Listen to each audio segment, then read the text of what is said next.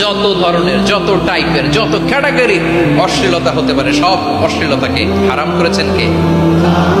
ফাহশা মানে কি? কথায়, কাজে, আচরণে, কমেন্ট, ফেসবুকের কমেন্টসে যত ধরনের নোংরামো আছে, যত ধরনের অশ্লীলতা আছে, এটাকে আরবিতে বলে ফাহশা। এটাকে কি বলে? রাব্বুল আলামিন বলেন, কুল ইন্নামা হারামা রাব্বিয়াল ফাওয়াহিশা মা যাহারা মিনহা ওয়া মা বাতান। ও নবী, আপনি বলে দেন, আমার রব প্রকাশ্য, অপ্রকাশ্য, স্পষ্ট কিংবা অস্পষ্ট, দৃশ্যমান কিংবা অদৃশ্যমান সব অশ্লীলতাকে হারাম করেছেন। সব ধরনের অশ্লীলতা হারাম, সব ধরনের। আল্লাহ তাআলা আমাদেরকে অশ্লীলতা থেকে বাঁচান, অশ্লীলতা থেকে তিনি আমাদেরকে হেফাজত করুক, পড়েন আমিন। এবার বলেন, আমাদের সমাজে অশ্লীলতা আছে না নাই? চট্টগ্রামে নাই? আমি কই নাই, ওনারা বলে আছে।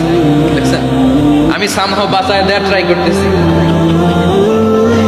আমি সামহাও বাঁচায় দেওয়ার ট্রাই করতেছি, ওনারা বলে আছে।